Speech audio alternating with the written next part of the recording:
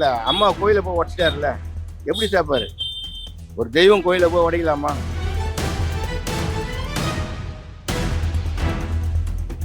அவன் வந்து சரி கிடையாது. அவன் வந்து ஒரு புறம்போக்கு, எல்லாத்துலேயும் வாய வைக்கிறவன். அதனால அவன் ஒரு பிரயோஜனமும் கிடையாது. அவன் எங்கே போனாலும் யாரும் மக்கள் வந்து ஃபீல் பண்ண போகிறதும் கிடையாது.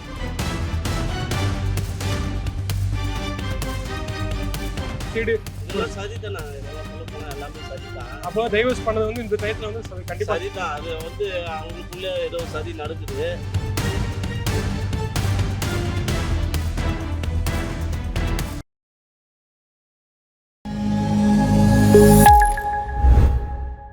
லயன் ஸ்குவாஷ் அசல் பழங்களிலிருந்து தயாரிக்கப்பட்ட ரியல் ஸ்குவாஷ் கூலா ஜோரா. இப்போ வந்து ஓபிஎஸ் வந்து திமுக இணைச்சிருக்காரு, அதை பற்றி என்ன நினைக்கிறீங்க? அவர் பண்ணது தப்பு, மெயினான தப்பு. போய் சேர்ந்துடக்கூடாது. அம்மா கூட இவ்வளோ விசுவாசம் இருந்துட்டு இப்போ போய் அசிங்கம் போட்டார. அவர் கூட நம்பி இருந்தால இவ்வளோ ஜனம் அனாதையா விட்டு போட்டார். அவர் மட்டும் போய் பொறுப்பு வாங்கிட்டு போயிட்டாரு. கூட இருந்தவங்களாம் என்ன ஆகும்? அவங்க கதி அம்மா மன்னிக்க மாட்டாங்க.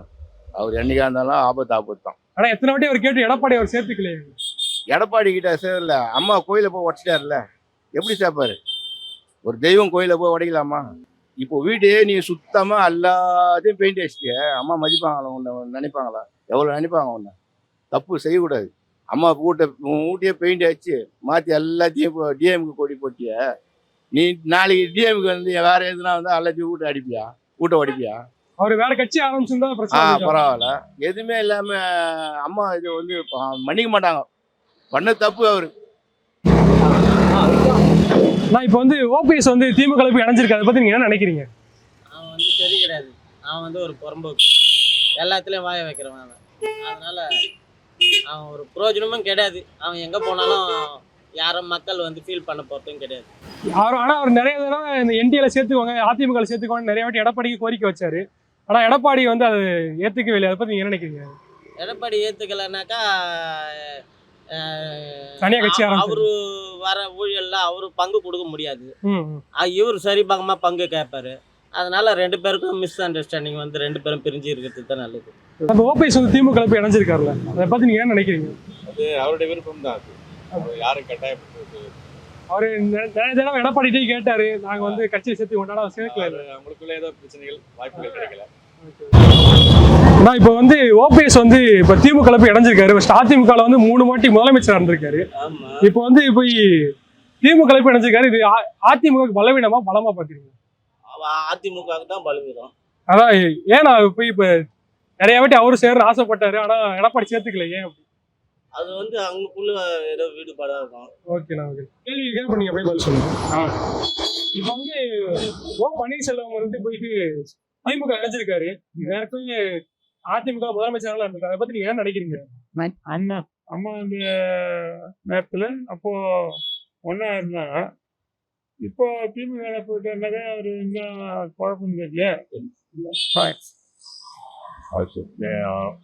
என்ன எடப்பாடி பழனிசாமி இருந்திருக்கலாம். ஆனா வந்து இவர் திமுக போயிட்டாரு.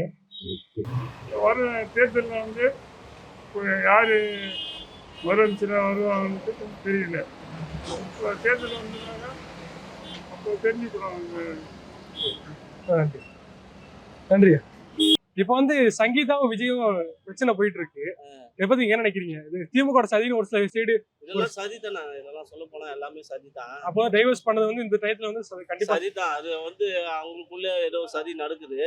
அது வந்து மக்களால் தான் தேர்ந்தெடுக்க முடியும்.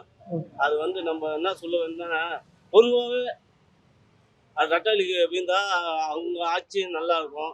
அந்த காலம் போயிடுச்சு. இப்போ அண்ணன் தம்பிங்க தான் இப்போ வாயிறாங்க, பேரம் பேத்தி தான் வளர்றாங்க. அவங்களே வந்துருந்தா எப்படி? கொஞ்சம் மாற்றங்கள் மாற வேண்டும்.